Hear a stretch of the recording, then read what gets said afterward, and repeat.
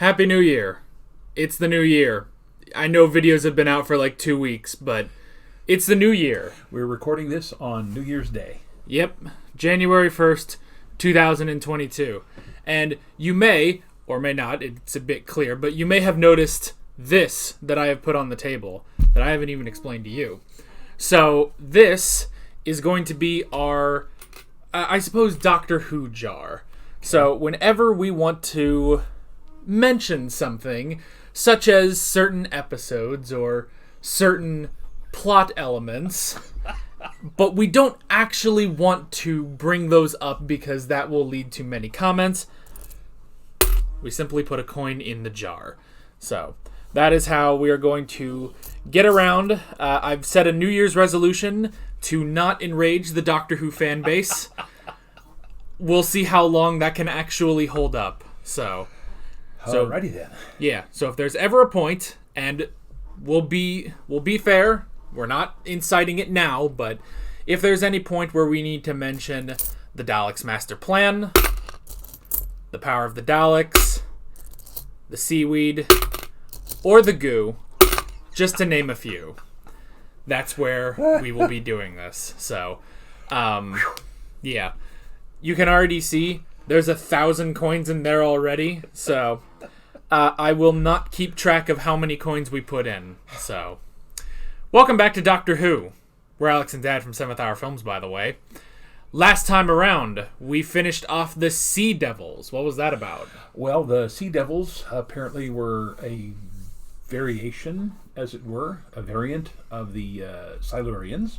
Mm-hmm. And the master, who was supposedly in prison, but who had apparently taken over the prison, convinced everyone that his plan was to root out some saboteurs or spies or something. Anyway, he was calling the Sea Devils up, and the Navy took care of them, and the Doctor eventually managed to get the master to... I don't know, they went on some kind of skidoo chase. Yeah. And then the master got injured. Can't remember, how did he do that? Did somebody shoot him or something? Something like that. Anyway, they were on the hovercraft, and when they supposedly took him off, it turned out that it was another member that the master had hypnotized, and he stole away in a hovercraft. I mean, seriously, it's easy enough to spot. It's not going to go that far, and certainly not going to go that fast. Right. But anyway, it ended with all being right with the world, but the master had escaped once again.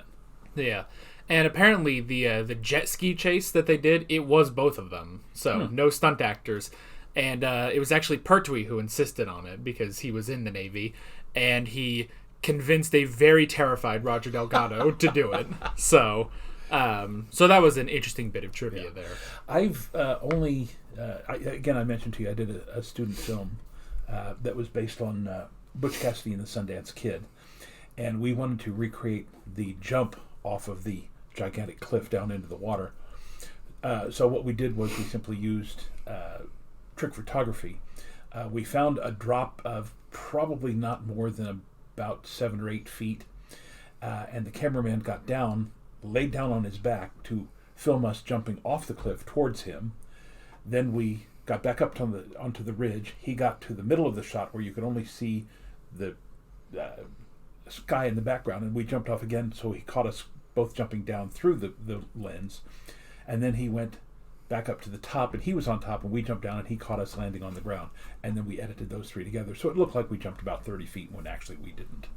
But yeah, stunt work, very, very dangerous stuff. That's why they hire stunt people. You don't want your talent to be killed while they're doing that. Yeah, although, I mean, I was about to bring up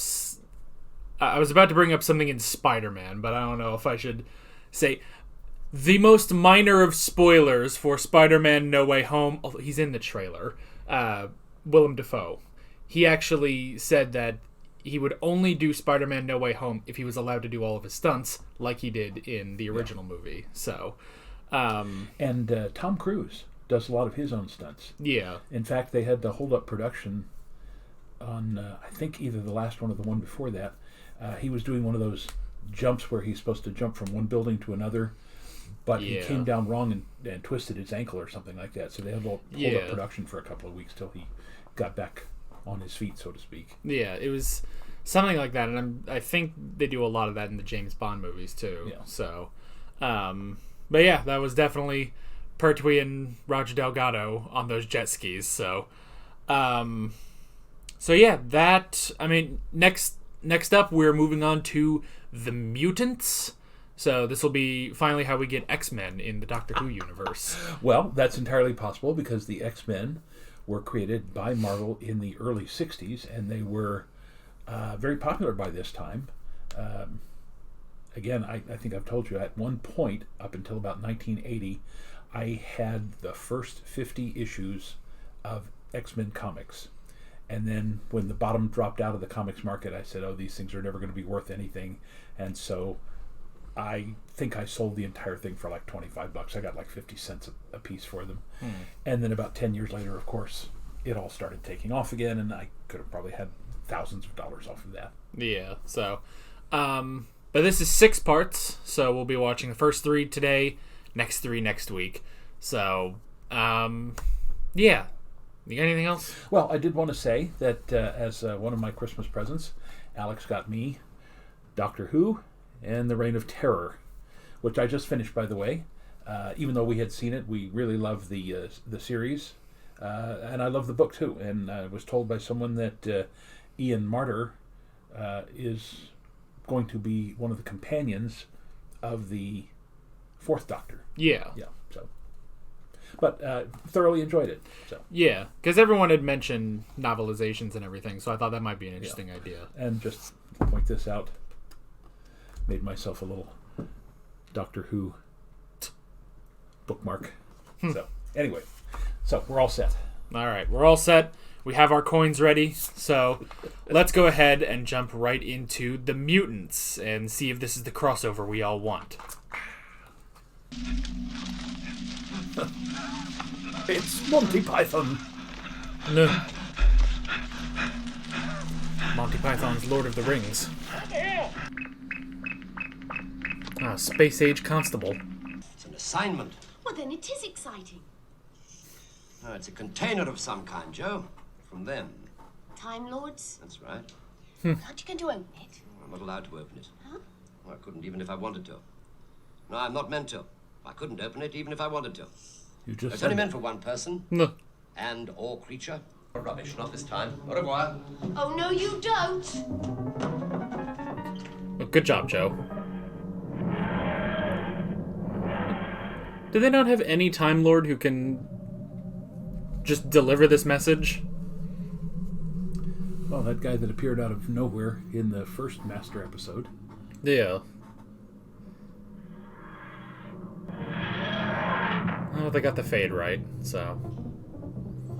Yeah, the comments said that the director of that one didn't know that was supposed to happen. Well. How do you get to a directing job on Doctor Who without never having watched it? Well. Bacteria what? Oh, put less delicately, Joe. Delousing. Cheek.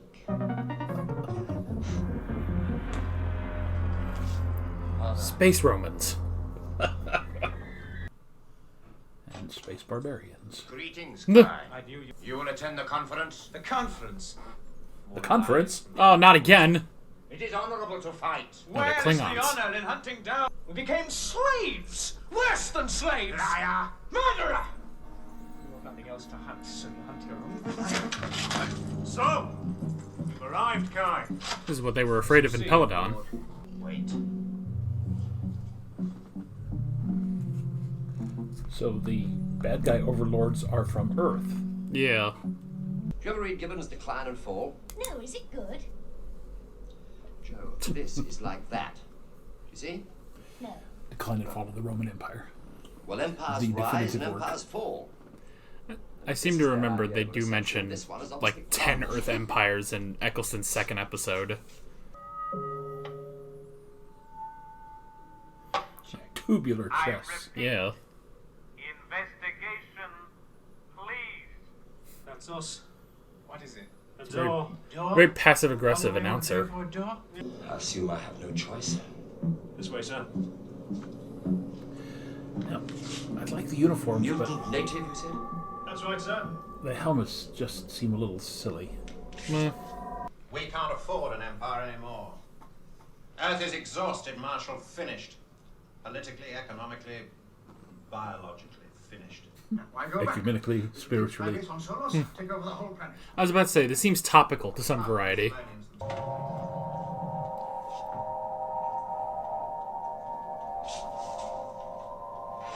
You know, leave it to the Time Lords to make delivering a message so infuriating.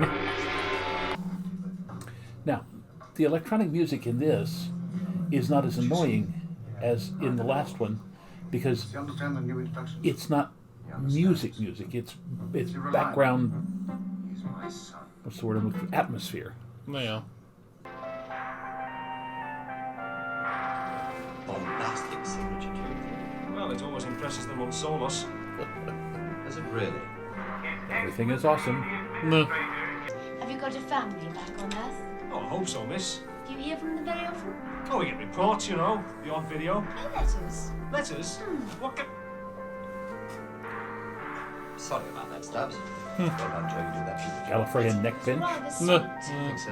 We have no need to quarrel. No, you want to take from us the very air we breathe. Earth government is prepared to concede if you will only let me finish.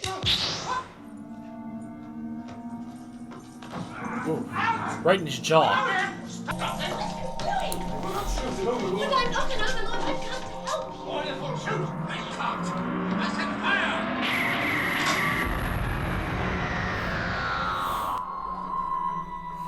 Right, let's go through the cast list here. Alright. Marshall. Again, the Marshal's face looks very familiar, but let me get the administrator.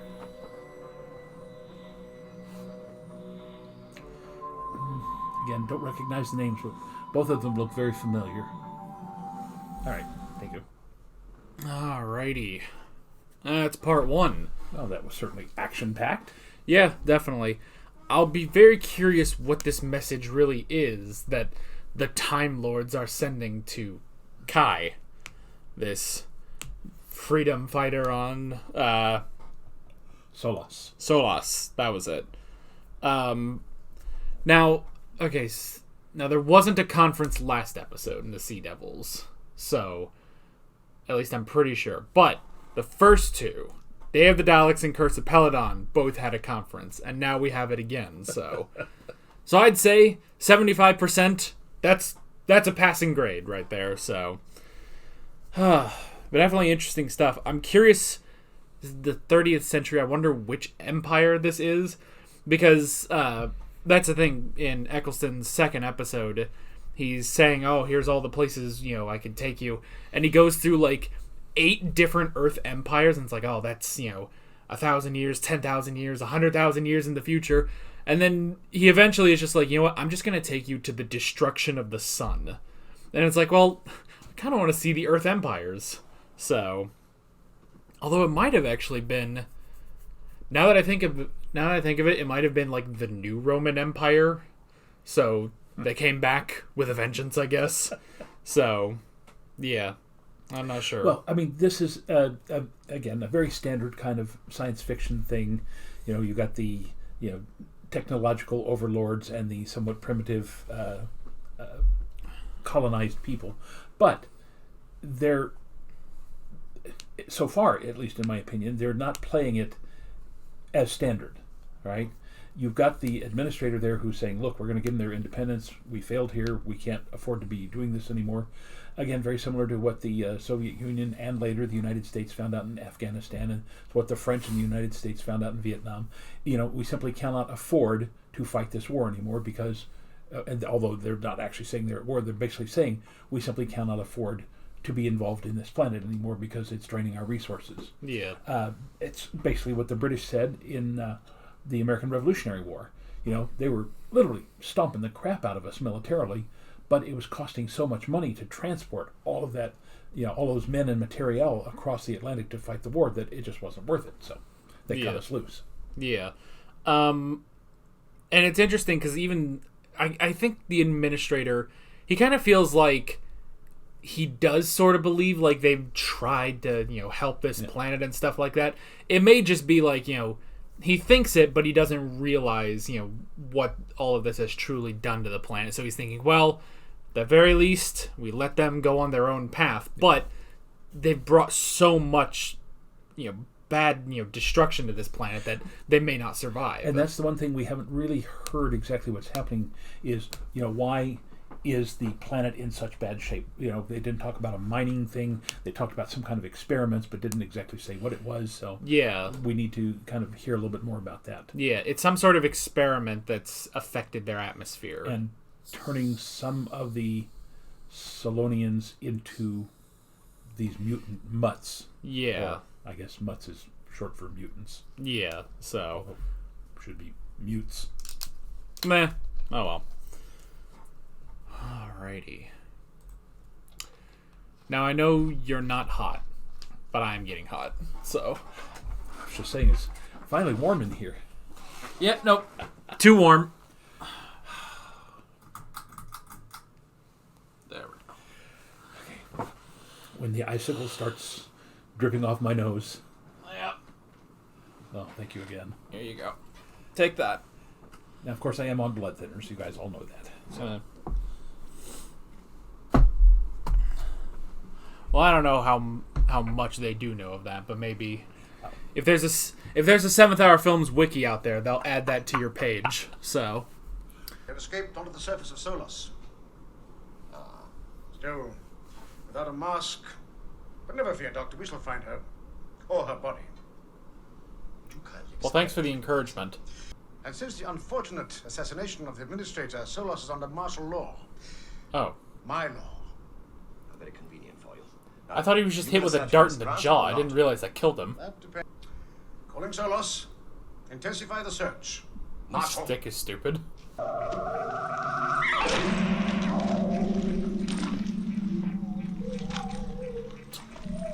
Well, I guess you can do that. Cesium, Doctor. This planet is one of the richest fuel sources in the galaxy. Or it used to be. Molybdenum. Because it's now No. exhausted. I think you'll find that No, reversing the polarity. No. that should hold the proton beam steady. Professor? And this whole thing is a senseless waste of time. Particle.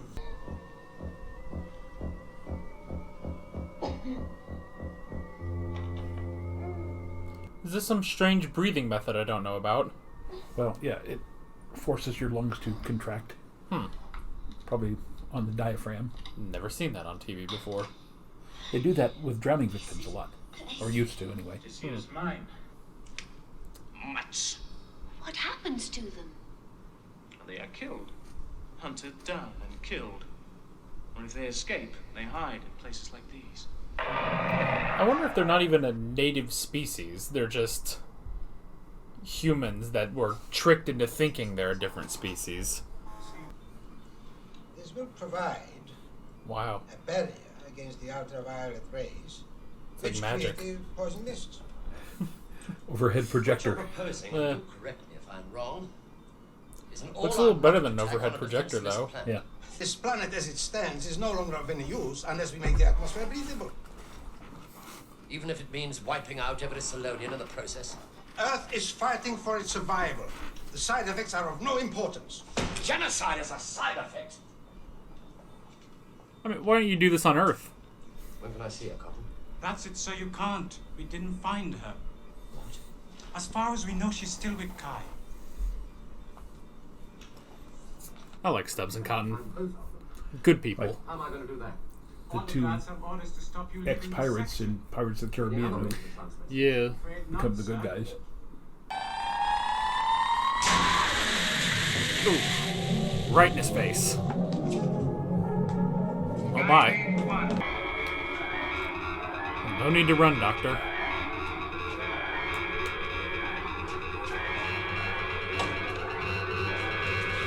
Die, Overlord!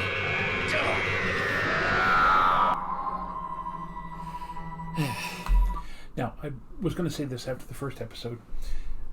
This is the first time that I can remember where they've introduced characters who are not speaking that standard BBC English.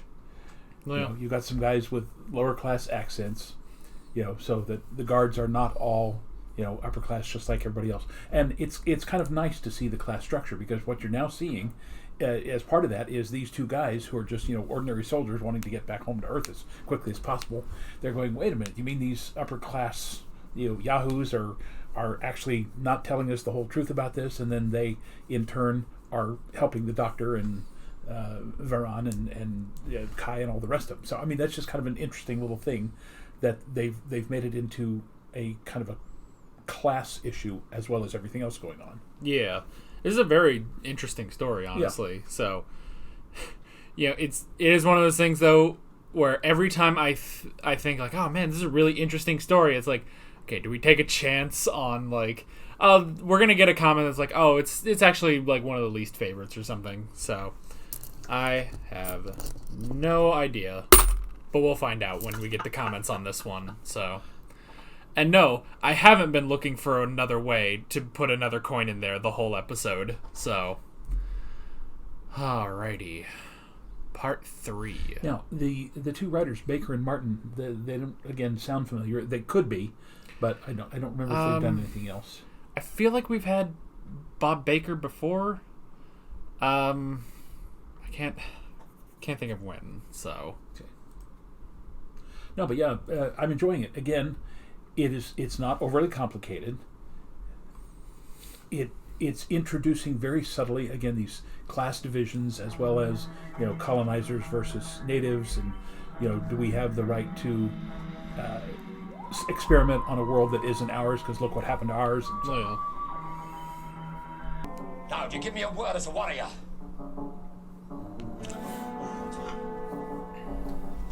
Lead the way. Spock-like eyebrows there. Well. And man, just that move, just using a pinky like that, it's pretty interesting. Like, I guess that's a mutant. Now, if this is a set, it is gigantic. Yeah. And considering all these long shots, these must just be caves. Yeah. That's a matte shot. Yeah. Tripping my eyes.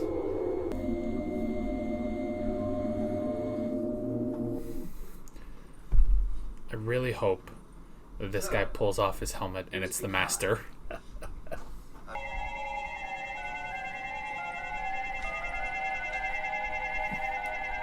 Face hugger comes out. There must be somebody on Solas who understands the old language. There was a man called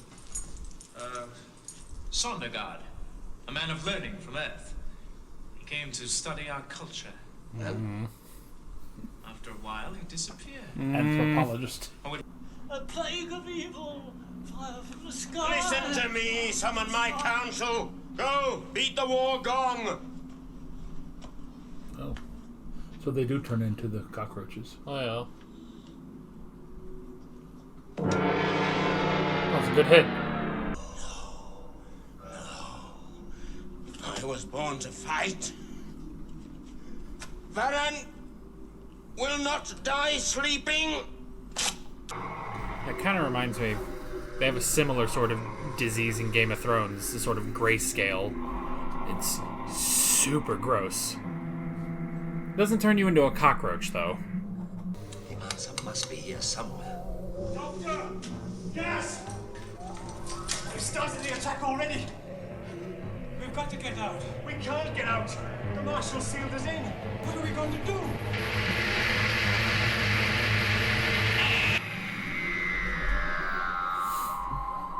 Alrighty.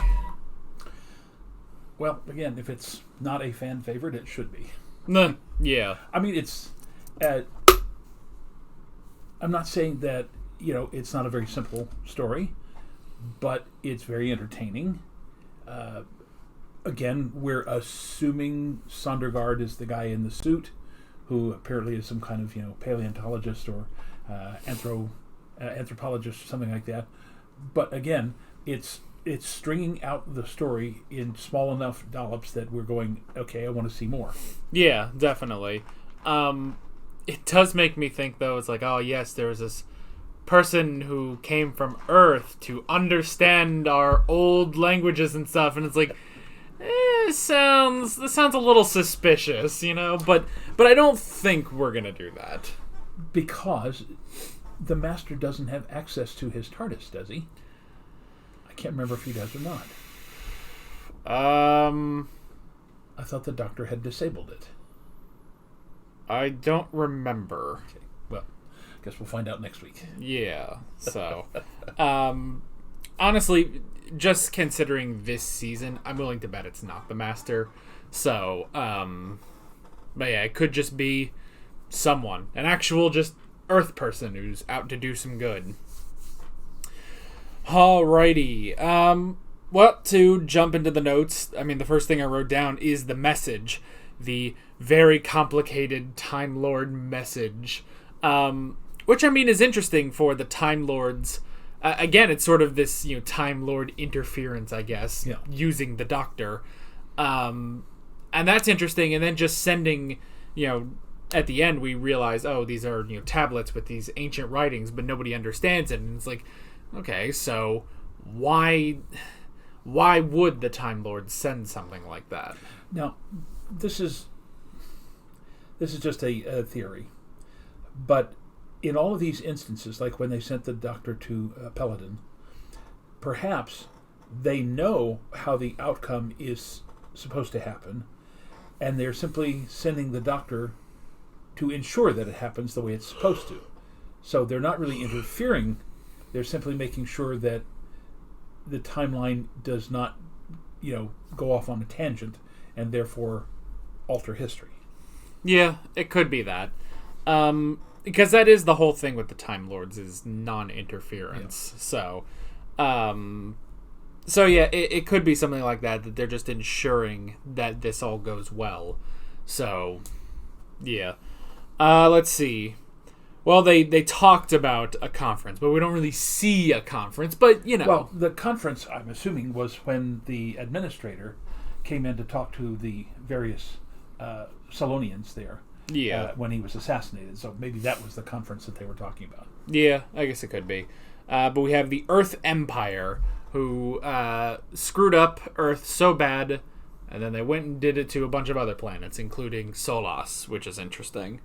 And so, yeah. So, now the whole thing, I suppose we don't fully know the degree to which the experiments are. Like, we don't really know exactly what they are, other than they're something that should change the atmosphere of Solas to be breathable to humans. And again, the idea, basically, what I'm thinking is they're going to try to change Solas back into what Earth used to be. Yeah. So that they don't have to live in the sky cities and everything is gray. But in order to do that, in order to save the human race here, they have to exterminate the Solonians. Right. And it could also be that it's also just a way of testing this, changing the atmosphere, so that, with any luck, they could do the same thing on Earth. So, but, as they said, side effect of that is genocide of the Solonians. Yeah, that's a great line. Genocide is a side effect. Yeah. So that's very interesting. Now, and again, that seems to be, very Nazi-inspired. Yeah. So I mean, we have the whole thing of, their atmosphere, and, they're used to this atmosphere, where it's like, well, they have this, was it nitrogen isotope unknown like to humans that is basically ignited by the sunlight. Now that's all interesting. I do slightly have a conspiracy theory that perhaps this is just like they are like human colonists that have forgotten that they're human colonists, which is entirely possible. Or it could be like some sort of outcast planet or something that, now they're like, well, we have a bunch of outcasts or just other human colonists, but we don't need them, so we could get rid of them or something. But with everything going on, it would make just more sense for it to just be, no, it's a native species that they're trying to change their planet. So, but I mean that's a very common thread throughout Earth history, where the Phoenicians plant the colony in North Africa, and long after Phoenicia is gone, the colony becomes Carthage and becomes the major power opposite Rome. And this is an indictment of American education. I would be willing to bet you that the average student, especially in places here like Oklahoma, if you ask them where American heritage comes from, that they could not identify that our home country was Great Britain. Yeah, probably. Because, I mean, again, it's been almost 250 years now. But, here it's been 10,000 years. So, yes, these Solonians may not know where they originally came from. And like you said, they could be originally an Earth colony or something like that. But, yeah, people tend to forget if it doesn't, if like us, if our heritage is not tied all the way up, all the way back to, John Rolfe and Pocahontas, we don't really think about that. I did not know that my grandfather was the first Lemin born here in the United States until 30, 40 years after he died, because they never talked about it. I didn't realize a lot of the stuff about our family and the immigration and all that until the last 20 years. Yeah. And that's appalling that I did not know that. And it makes me wonder, why didn't my family ever talk about that? If my grandfather and grandmother, my father's father and mother, knew all of this history, why was that never passed on to us? Well, and I mean, it's also sort of a similar thing where, I don't remember when this was, but I think there was something like, we asked young people in Germany about, like, the Holocaust, and they just didn't believe it was real. But still, it's one of those things where it's like, well, how do you not think, like, oh, no, that didn't happen? It's like, well, it did.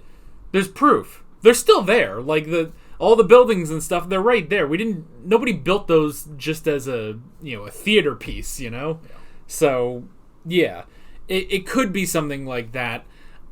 Again, for this story, I think maybe I'm reading a little too far into it, where it's like, oh, maybe the Solonians are actually humans. They just forgot they were colonists or something. It's even possible that maybe the humans forgot that the Solonians were colonists or something. But with everything, especially with how they can breathe the atmosphere on Solos, and then the whole mutation thing, it does suggest more that they are just a native species. So, the mutations are very specific, by the way. It's like when it just showed like Varen's arm, and it's like, oh, okay, so that's this whole warping of the skin. But it has to be something specific, that it's not just, mutants, like, when you have the whole, I guess, sort of cliche about radioactivity of like, oh, I'll grow a second head, or like you get all these sort of weird things, but all of them are just these very specific, cockroach-looking dudes. So, I don't know. Maybe it's just they didn't want to design 10 million different variations of a Solonian. Well, basically, to me, it looks like, they're going through a mutation cycle within a single generation. It starts with the skin, and then like the old man that Varen was talking to there at the end, then you start getting the ridges on the back, and then from there you get the hard exoskeleton, and then your head becomes more like an insect with the two little pincher things. And again, they do not seem to have any specific offensive weaponry. They just, they didn't want Joe and Kai to be in the sacred chamber, and were simply trying to keep them out of it. It didn't seem like they were attacking because they were hungry or they were angry. It was just that, right. It's like, the drones who are trying to protect the queen, protect the hive. This is simply a place where you cannot come. So we may be wrong. I may be totally off base on that, but that's what it seemed like to me. Right. And so, and that's the thing too. It's like, you look at this mutation. It's like, well, it doesn't really, come out of left field, So, like other things changing into other things. And at least they're not blue. Yeah. And furry. we're gonna be doing this for a long time. So, fortunately, I've got a whole bunch of small coins in the office. Yeah. So, leave your angry comments somewhere else. So, anywho, but leave funny comments here. Definitely leave the funny comments here. Anyway, I did really like the Marshal. Yeah. Now, again, it's not a base under siege, even though it's Sky Base. Yeah. And he is very much in the vein of a lot of these other horrible administrators we've seen before. But he's not a fanatic about it. Yeah. Again, it's that subtlety, like the guy in the Auton story, who basically it's just the straighter you play it, the more honest it just says this is my purpose. I've got to go do this. The better it plays. It's much more acceptable than if he's up there ranting and raving like a lunatic, because again, he is calm enough that the people around him say, "Okay, we've got to do what the Marshal says." But it's only these two guys, Stubbs and Cotton, who are looking at this going, something seems a little off here. He seems like he's okay. He seems like a rational guy, but the things that he's saying don't add up. And ultimately, then when either Joe or the doctor talk to them, they're going, "Yeah, I was kind of wondering about that." So that's why, again, I think it's a variation on the theme that we've seen many times over the past 8.5, 9 seasons now, but it's being played out a lot more subtly than it has before. Yeah, definitely. I mean, I feel like if he does, like maybe in the last 2 episodes, start to get to more of that raving side, that there will have been more of a progression. Like this guy, he is clever. He is trying to, not necessarily work with the Doctor, but how he can use the Doctor. And it is sort of working a lot better. It's not immediately, this guy is insufferable and everything. Yeah.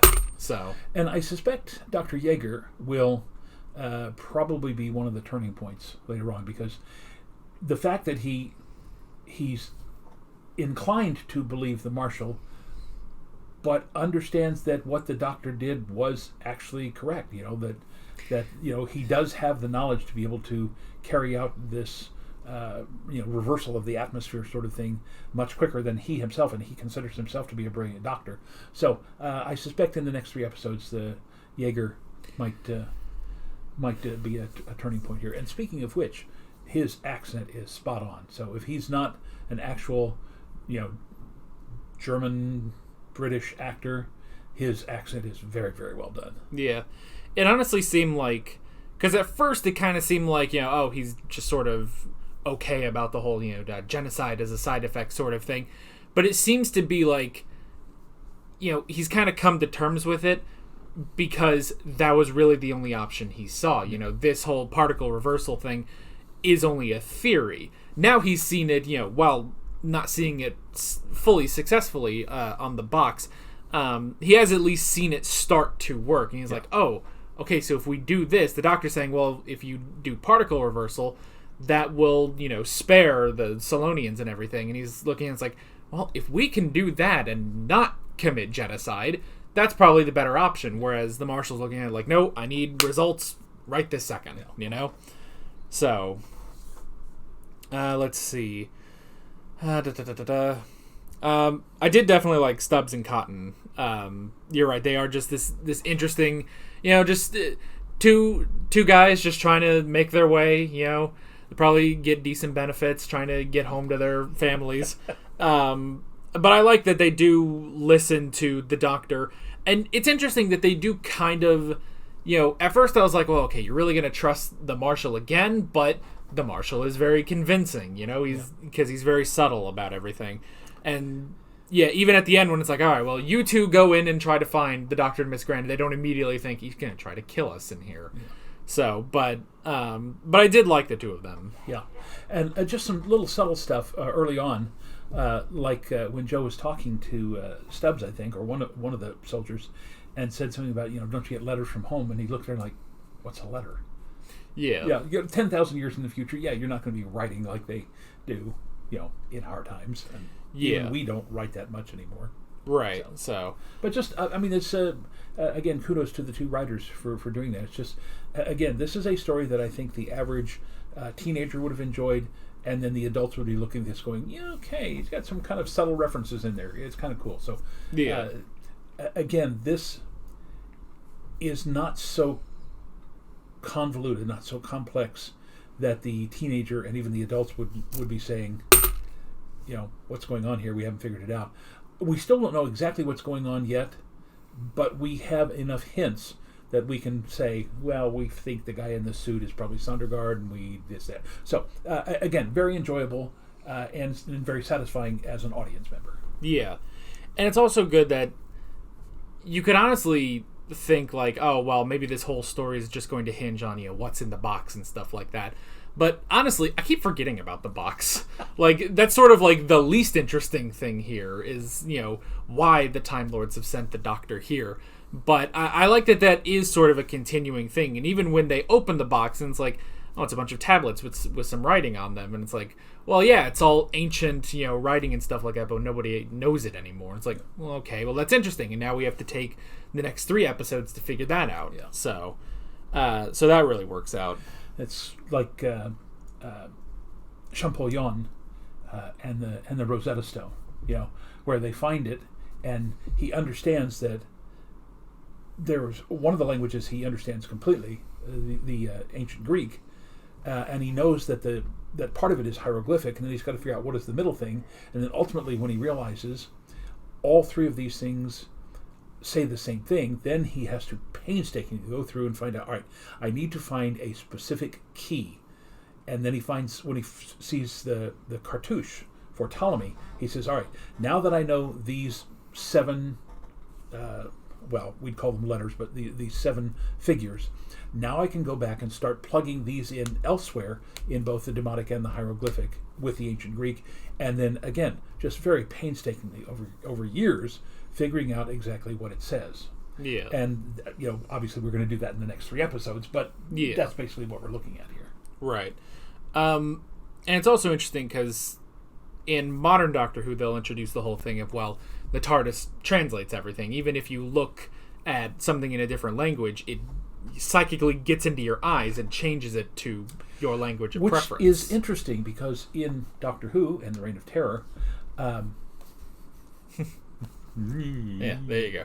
We're plugging a book we're not sponsored by. Yeah. So it doesn't do that. Barbara and Susan and the Doctor all speak French. Ian just barely knows a little bit of French, and some of the characters understand English. So there is no translation.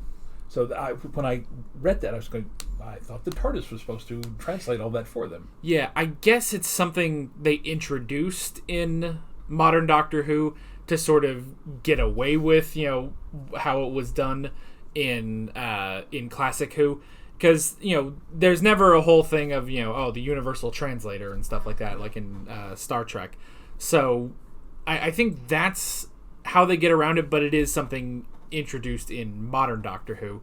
But I think there have been episodes where they'll look at something and it's like, well, why isn't the TARDIS translating this? And the Doctor's saying, this is so old that even the TARDIS, like, there's not enough records of this to translate it into something that we can understand. And I don't remember in the actual episodes that we watched that Ian had any trouble understanding anybody because he didn't speak French as well as Barbara and Susan and the Doctor did. No, I don't think it's really ever been brought up in 9 seasons so far, the whole language thing.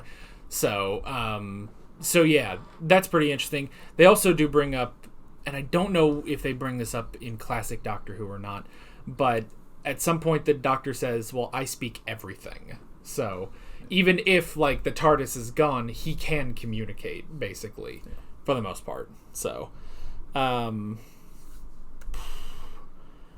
I guess that's pretty much all I got. You got anything else? I got nothing. All right, then next week we will have to see how this all wraps up. Looking forward to it. Yeah, and we'll also see how many coins we put into the jar, the Doctor Who jar. So, interestingly enough, I'm also going to be using this jar on another series that I'm doing, JoJo's Bizarre Adventure, because in the current season that I've been going through, I have done far too many rants about one character in particular. So I'm going to use this same sort of principle in that series as well. Also, I've just realized, I hope it doesn't sound so horrible to drop a coin right next to the microphone. Guess we'll find out. Yeah, it probably sounds really, really bad, which means everyone will hate this thing. So, we have introduced something that everyone will hate. That's pretty classic. What a surprise. Yeah, so... but that is basically it. With all that being said, we're Alex and Dad from 7th Hour Films, and we will see you guys next time. Take care.